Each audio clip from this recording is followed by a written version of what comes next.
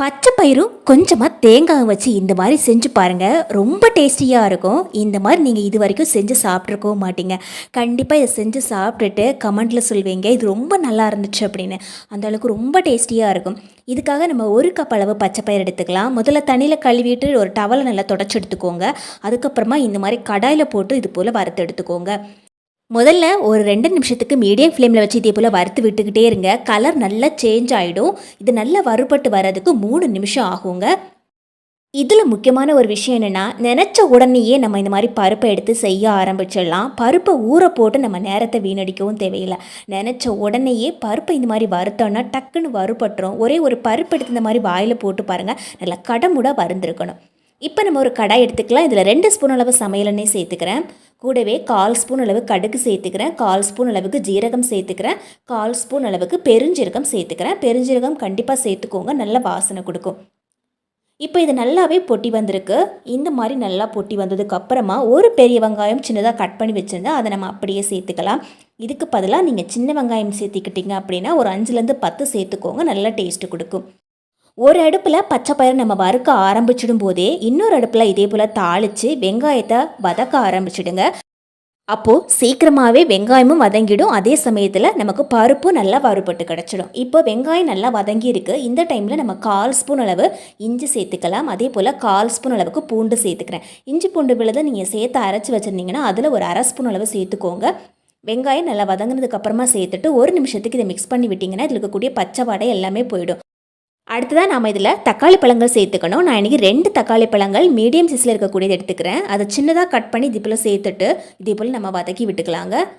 தக்காளியும் நம்ம வதக்கும் போதே தேவையான அளவு உப்பு சேர்த்துக்கிட்டோம் அப்படின்னா தக்காளியும் சீக்கிரமாக வதங்கிடும். அதே சமயத்தில் நம்ம உப்பு சேர்த்த மாதிரியும் இருக்கும். நான் இன்றைக்கி 1 ஸ்பூன் அளவுக்கு கல்லுப்பு சேர்த்துட்டு இதே போல் வதக்கி விட்டுருந்தேன். இப்போ நம்ம ஓரளவுக்கு நம்ம வதக்கி விட்டதுக்கப்புறமா கொஞ்ச நேரம் மூடி போட்டு விட்டுடலாம். அந்த டைமில் தக்காளி நல்லா மசிகிற அளவுக்கு வெந்து கிடச்சிடும். இப்போ நம்ம இதை மூடி போட்டு விட்டுடலாங்க. ஏற்கனவே நம்ம வறுத்து வச்சுருக்கக்கூடிய பருப்பு ஃபேன் காற்று கீழே வச்சுருந்தேன். ஒரு 5 நிமிஷத்தில் நல்லா ஆறி போயிடுச்சு. நல்லா ஆறுனதுக்கு அப்புறமா இதே போல் மிக்ஸி ஜாரில் எடுத்து போட்டுக்கலாங்க. நம்ம இதில் தண்ணி எதுவுமே சேர்க்க வேண்டாம். பல்ஸ் மோடில் போட்டு 2 முறை சுற்றி எடுத்துக்கோங்க. அதுக்கப்புறமா நார்மலில் போட்டு சுற்றி எடுத்திங்கன்னா நல்லா அரைஞ்சு கிடைக்கும். ரொம்ப மாவு மாதிரி அரைச்சிடாதீங்க, லைட்டாக கொரகொரப்போடு அரைச்சிடுங்க. நம்ம பார்க்கும்போது இதே மாதிரி இருக்கணும். பாருங்கள், நான் ஸ்பூனில் எடுத்து காமிக்கிறேன் பாருங்கள். இந்த மாதிரி நம்ம அரைச்சி எடுத்து வச்சாவே போதுங்க. இப்போ நம்ம மூடி போட்டு வச்சுருந்தாலே ஓப்பன் பண்ணி பார்க்கலாம். தக்காளி ஓரளவுக்கு நல்லாவே மசிகிற அளவுக்கு வெந்து வந்திருக்கு. இந்த மாதிரி பச்சை வாடையெல்லாம் போனதுக்கப்புறமா நம்ம இதில் மசாலா சேர்த்துக்கலாங்க. இதை ஒரு முறை செஞ்சு டேஸ்ட் பண்ணிட்டீங்கன்னா கண்டிப்பாக நீங்கள் அடிக்கடி செய்வீங்க. அந்தளவுக்கு ரொம்ப டேஸ்டியாக இருக்கும். இப்போ நம்ம இதில் மசாலா சேர்த்துக்கலாங்க. நான் இன்றைக்கி 2 ஸ்பூன் அளவுக்கு குழம்பு மசாலா தூள் சேர்த்துருக்கிறேன். 1/4 ஸ்பூன் அளவுக்கு கரம் மசாலா சேர்த்துருந்தேன். இதுக்கு பதிலாக நீங்கள் 1 ஸ்பூன் அளவுக்கு தனியாத்தூளும் 1 ஸ்பூன் அளவுக்கு மிளகாய் தூளும் 1/4 ஸ்பூன் அளவுக்கு கரம் மசாலா இப்படியும் சேர்த்துக்கலாம். இப்போ நம்ம ஒரு முறை இதை எண்ணெயில் போட்டு வதக்கி விட்டுக்கலாம். இதில் இருக்கக்கூடிய பச்சை வாடை எல்லாமே போகும். அதே டைமில் நமக்கு நல்லா ஒரு கலரும் கிடைக்கும்.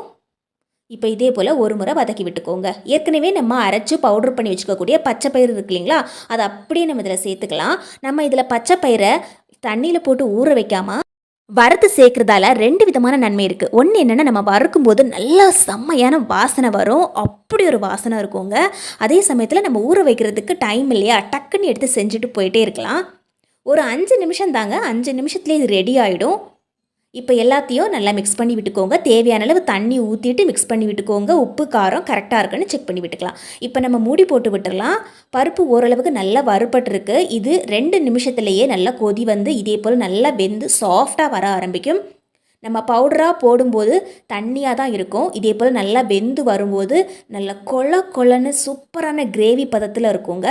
இப்போ நம்ம ஒரு மிக்ஸி ஜார் எடுத்துக்கலாம். இதில் 1/2 கப் அளவு தேங்காய் எடுத்துக்கிறேன். கட் பண்ணி வச்சுக்கக்கூடிய தேங்காய் கூடவே 2 பச்சை மிளகாய் சேர்த்துக்கிறேன். நல்ல வாசனை கொடுக்கும். அது கூடவே 1/2 ஸ்பூன் அளவுக்கு பெருஞ்சீரகம் சேர்த்துக்கிறேன். பெருஞ்சீரகம் கண்டிப்பாக சேர்த்துக்கோங்க.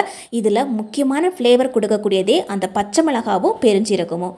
இப்போ இதே போல் நல்ல பேஸ்ட்டாக அரைச்சி எடுத்துக்கோங்க. முதல்ல தண்ணி விடாமல் அரைச்சிக்கோங்க. அதுக்கப்புறமா தண்ணி விட்டுக்கோங்க. அப்போ தான் நல்ல பேஸ்ட்டாக அரைஞ்சி கிடைக்கும். இப்போது இந்த மாதிரி பருப்பு நல்லா வெந்து வந்ததுக்கு அப்புறமா இதை அப்படியே ஊற்றி விட்டுக்கலாம். இதை இப்போ நம்ம ஒரு முறை மிக்ஸ் பண்ணி விட்டுக்கலாங்க. பருப்பு நல்லா சாஃப்டாக கொல கொலன்னு வெந்து வந்ததுக்கு அப்புறமா இதை எடுத்து அரைச்சி ஊற்றிக்கோங்க. ஏன்னா இதுக்கப்புறம் நம்ம ரொம்ப நேரம் அடுப்பில் வைக்கக்கூடாது. ஏற்கனவே நல்லா வெந்து போயிடுச்சு. இப்போ நம்ம கட் பண்ணி வச்சுக்கக்கூடிய கொஞ்சமாக கொத்தமல்லி தழைகளும் கொஞ்சம் கறிவேப்பிலைகளையும் தூவி விட்டுட்டு இதே போல் மிக்ஸ் பண்ணி விட்டுக்கலாம். லோ ஃப்ளேமில் அடுப்பில் ஒரு 2 நிமிஷத்துக்கு வச்சு விட்டாவே போதும். 2 நிமிஷத்துக்கு கொதி வரணும், அவ்வளவுதான். அதுக்கப்புறம் நம்ம இதை அடுப்பில் வைக்க வேண்டாம். இது நல்ல வாசனையாக இருக்குங்க. திடீர்னு உங்களுக்கு நான்வெஜ் சாப்பிடணுன்னு ஆசை வருதுன்னு வச்சுக்கோங்களேன், உடனடியே இந்த மாதிரி பச்சை பயிரை வறுத்து செய்ய ஆரம்பிச்சிடுங்க.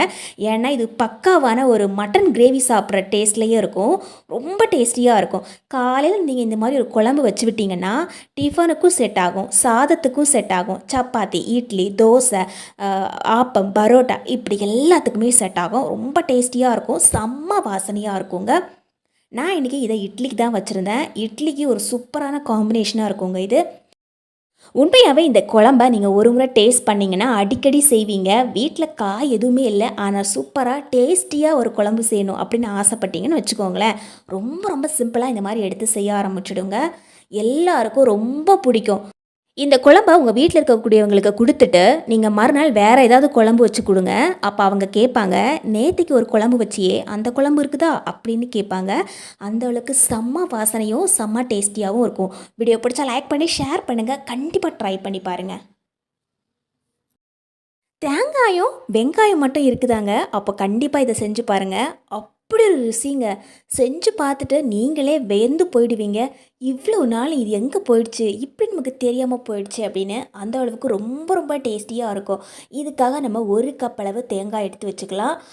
இதுக்கு பதிலாக நீங்கள் துருவின தேங்காயும் எடுத்துக்கலாம், அல்லது கட் பண்ணி வச்சுக்கக்கூடிய தேங்காயும் எடுத்துக்கலாங்க. இப்போ நம்ம எடுத்து வச்சுருக்கக்கூடிய தேங்காய் எல்லாத்தையும் மிக்ஸி ஜாரில் போட்டுக்கலாம். இப்போ நம்ம சின்ன வெங்காயம் ஒரு 10லேருந்து 20 வெங்காயம் கூட சேர்த்துக்கலாம். டேஸ்ட்டு நல்லாயிருக்கும். ஒருவேளை உங்ககிட்ட சின்ன வெங்காயம் இல்லைன்னா பெரிய வெங்காயம் ஒன்றே ஒன்று மட்டும் கட் பண்ணி சேர்த்துக்கோங்க. ஒரு சின்ன பீஸ் இஞ்சி சேர்த்துக்கிறேன். இஞ்சி ரொம்ப சேர்க்கக்கூடாது, சின்னதாக மட்டும் நம்ம சேர்த்தா போதும். 5லேருந்து 10 பூண்டு வரைக்கும் கூட நம்ம சேர்த்துக்கலாம். ஒரு கைப்பிடிலேருந்து 2 கைப்பிடி அளவுக்கு கூட கறிவேப்பிலைகள் சேர்த்துக்கலாம். கறிவேப்பிலைகள் நம்ம எவ்வளோ சேர்க்குறோமோ அந்த அளவுக்கு வாசனையும் நல்லாயிருக்கும், டேஸ்ட்டும் நல்லாயிருக்குங்க. இப்போது நம்ம இதில் தண்ணி எதுவுமே சேர்க்கக்கூடாது. நார்மல் ஸ்பீடில் வச்சு சுற்றாமல் பல்ஸ் மோடில் போட்டு சுற்றி எடுத்துக்கோங்க. இந்த மாதிரி 2 முறை சுற்றினாவே எல்லாம் நல்லா அரைஞ்சு வந்துடும் பாருங்கள். இப்படி நமக்கு அரைஞ்சு கிடைக்கணும். இதில் நம்ம தண்ணி கொஞ்சம் கூட சேர்க்கவும் கூடாது. இப்போது 1/2 ஸ்பூன் அளவுக்கு ஜீரகம் சேர்த்துக்கிறேன். தேவையான அளவுக்கு காரம் சேர்த்துக்கிறேன். வரமிளகாய் சேர்த்துக்கிறது பதிலாக இந்த மாதிரி மிளகாய்த்தூள் சேர்த்திங்கன்னா நல்ல ஒரு கலர் கிடைக்கும். அதுக்காக தான் நம்ம இந்த மாதிரி மிளகாய் தூள் சேர்த்துக்கிறோம். இப்போது சின்ன ஒரு எலுமிச்சப்பழம் சைஸ் அளவுக்கு புளி, அதாவது கொஞ்சம் சேர்த்தா போதும். புளி நம்ம இதில் அதிகமாக சேர்க்கக்கூடாது. கொஞ்சம் சேர்த்துட்டு இந்த மாதிரி கொரகொரப்பாக அரைச்சி எடுத்துக்கணும். இது நம்ம தண்ணி ஊற்றி பேஸ்ட்டாலாம் அரைக்கவும் கூடாது, ரொம்ப ஸ்பீடில் வச்சு சுற்றவும் கூடாது. பல்ஸ் மோடில் வச்சு இந்த மாதிரி சுற்றி எடுத்தாவே போதுங்க. இதை செய்கிறது ரொம்ப ஈஸிங்க. 100% ஷுவர் உங்கள் வீட்டில் இருக்கக்கூடிய எல்லாருக்கும் ரொம்ப பிடிச்சு சாப்பிடுவாங்க. இப்போ நம்ம ஒரு கடாய் எடுத்துக்கலாம். இதில் 2 ஸ்பூன் அளவுக்கு சமையல் எண்ணெய் சேர்த்துக்கிறேன். எண்ணெய் நல்லா சூடானதுக்கப்புறமா 1/2 ஸ்பூன் அளவுக்கு கடுகு சேர்த்துக்கிறேன். கொஞ்சமாக நம்ம ஜீரகம் சேர்த்துக்கணும். ஏற்கனவே நம்ம அரைக்கும் போது ஜீரகம் சேர்த்துக்கிறோம், அதனால் கொஞ்சமாக ஒரு 1/4 ஸ்பூன் அளவுக்கு மட்டும் ஜீரகம் சேர்த்துட்டு கொஞ்சமாக கறிவேப்பிலைகள் சேர்த்துக்கலாம். இது நல்ல பொட்டி வந்திருக்கு. நம்ம ஏற்கனவே அரைச்சி வச்சுருக்கக்கூடிய அந்த தேங்காய் பேஸ்ட் இருக்கு இல்லைங்களா, அப்படியே இதில் சேர்த்துக்கலாங்க. இது கொஞ்சம் ஒட்டின மாதிரி தான் இருக்கும் நம்ம இந்த மாதிரி சேர்க்கும்போது. ஏன்னா நம்ம வந்து வெங்காயம் சேர்த்துக்கிறதால அதில் இருக்கக்கூடிய தண்ணியும் சேர்ந்து இந்த மாதிரி நமக்கு அரைஞ்சு கிடைக்கும். இப்போ நம்ம தேவையான அளவுக்கு உப்பு சேர்த்துட்டு இந்த எண்ணெயிலேயே இதை நம்ம ஒரு முறை வதக்கி எடுத்துக்கலாம். நம்ம எந்த அளவுக்கு கறிவேப்பிலை சேர்த்துக்கிறோமோ அந்த அளவுக்கு வாசனை நல்லா இருக்குங்க. அதனால் முடிஞ்ச அளவுக்கு கொஞ்சம் அதிகமாகவே நல்ல ஃப்ரெஷ்ஷான கறிவேப்பிலைகளாக பார்த்து சேர்த்துக்கோங்க. இப்போ நம்ம வதக்க ஆரம்பித்து 2 நிமிஷம் ஆயிடுச்சு. 2 நிமிஷத்துக்குள்ளேயே அதில் இருக்கக்கூடிய தண்ணி எல்லாம் ஓரளவுக்கு வற்றி போயிருக்குது பாருங்கள். இதை நம்ம அப்படியே கொஞ்ச நேரத்துக்கு லோ ஃப்ளேமில் விட்டு வச்சுக்கலாம். இப்போ நம்ம ஒரு பவுல் எடுத்துக்கலாம். 2 முட்டை எடுத்துக்கிறேன். நாட்டுக்கோழி முட்டையோ அல்லது கடையில் வாங்கியிருக்கக்கூடிய முட்டையை எடுத்துக்கலாம். நான் இன்றைக்கி கடையில் வாங்கியிருக்கக்கூடிய கோழி முட்டை தான் எடுத்துக்கிறேன். 2 முட்டையை நம்ம வந்து இதில் உடச்சி ஊற்றிக்கலாம். இப்படி நாம் முட்டை மட்டும்தான் சேர்க்கணுன்னு கிடையாது. முட்டை பிடிக்காதவங்க கூட இருப்பாங்க. ஒருவேளை நீங்கள் முட்டை சாப்பிடாதவங்களா இருந்தீங்கன்னா அதுக்கு வேற ஒன்று இருக்குது, அதையும் நான் உங்களுக்கு சொல்கிறேன். இப்போ நம்ம இதில் கொஞ்சமாக மிளகுத்தூள் சேர்த்துக்கலாம். கொஞ்சமாக மஞ்சள் தூள் சேர்த்துக்கிறேன். தேவைக்கு ஏற்ற மாதிரி உப்பு சேர்த்துக்கிறேன். 1/4 ஸ்பூன் அளவுக்கு மட்டும் உப்பு சேர்த்துட்டு ஒரு 4 ஸ்பூன் வச்சு இந்த மாதிரி மிக்ஸ் பண்ணி எடுத்துக்கலாம். 4 ஸ்பூன் வச்சு மிக்ஸ் பண்ணும்போது இந்த மஞ்சக்கரு வெள்ளைக்கருலாம் நல்லா மிக்ஸ் ஆகி வரும். கொஞ்சம் கூட கட்டி இல்லாமல் இந்த மாதிரி நம்ம நல்லா மிக்ஸ் பண்ணி எடுத்துக்கணும் பாருங்கள். இந்த மாதிரி இருக்கணும் நமக்கு. ஏற்கனவே நம்ம கடாயில் வச்சுருந்தோம் இல்லைங்களா, அந்த தேங்காய் பேஸ்ட்டு அதெல்லாம் தண்ணி வற்றி போய் நல்ல பொறு பொருன்னு ஆயிருக்குது. கொஞ்சம் கூட தண்ணி இல்லாமல் இருக்குது. அதே மாதிரி கொஞ்சம் கூட பச்சை வாடையும் இல்லாமல் நல்ல வாசனையோடு இருக்கும். நம்ம கரண்டியில் எடுத்து பார்க்கும்போதே தெரியும் நமக்கு இது நல்லா சூடாகி வந்திருக்கா அப்படின்னு சொல்லிட்டு. இதில் நம்ம செக் பண்ணி பார்த்துக்கலாம் கடைசியாக இதில் தேவையான அளவுக்கு உப்பு காரம் இருக்குதான்னு. ஒருவேளை உப்பு காரம் கம்மியாக இருந்துச்சுன்னா நீங்கள் கொஞ்சம் மிளகாய் தூள் உப்பு சேர்த்துட்டு இந்த மாதிரி நல்லா மிக்ஸ் பண்ணி எடுத்துக்கோங்க. நம்ம இந்த மாதிரி பாத்திரத்தில் எடுத்து வைக்கும்போது இதில் கொஞ்சம் கூட பச்சை வாடையும் இருக்கக்கூடாது, கொஞ்சம் கூட தண்ணியும் இருக்கக்கூடாதுங்க. இப்போ நான் இதே மாதிரி ஒரு பாத்திரத்தில் எல்லாத்தையுமே எடுத்து வச்சுட்டேன். இந்த அளவுக்கு வந்திருக்குது. இந்த பாத்திரம் நிரம்புற அளவுக்கு கூட நம்ம இதே மாதிரி செஞ்சு வச்சுக்கலாம். இப்போ நம்ம ஒரு கடாய் எடுத்துக்கலாம். இதில் 1 ஸ்பூன் அளவுக்கு மட்டும் சமையல் எண்ணெய் சேர்த்துக்கிறேன், கொஞ்சம் கடுகு சேர்த்துக்கிறேன், ஒரு 1/4 ஸ்பூன் அளவுக்கு மட்டும் கடுகு சேர்த்துக்கிறேன், கொஞ்சமாக கறிவேப்பிலைகள் சேர்த்துக்கலாம். நம்ம ஏற்கனவே மிக்ஸ் பண்ணி வச்சுருக்கக்கூடிய அந்த முட்டை மிக்ஸ் இருக்கு இல்லைங்களா, அது வந்து இந்த மாதிரி இந்த கடாயில் ஊற்றிக்கலாம். முட்டை நல்லா வேகிறதுக்கு முன்னாடியே ஒரு கரண்டி வச்சு எல்லாத்தையும் இந்த மாதிரி நம்ம செஞ்சு விடணும். அப்போ தான் எல்லா முட்டையும் இந்த மாதிரி வெந்து பிரிஞ்சு வந்துடும் நமக்கு. நம்ம அப்படியே வச்சுட்டோன்னா ஆம்லேட் மாதிரி ஆகிடும். அதனால இந்த மாதிரி எல்லாத்தையும் பிரித்து விட்டுட்டு ஒரு கத்தியோ அல்லது ஒரு கரண்டியோ வச்சு இந்த மாதிரி தட்டி விட்டுட்டே இருங்க. எல்லாமே இந்த மாதிரி பொடி பொடியாக வர ஆரம்பிச்சிடும். இந்த மாதிரி செய்யும்போது பார்த்திங்கன்னா முட்டையோட ஸ்மெல் கொஞ்சம் கூட இருக்காது.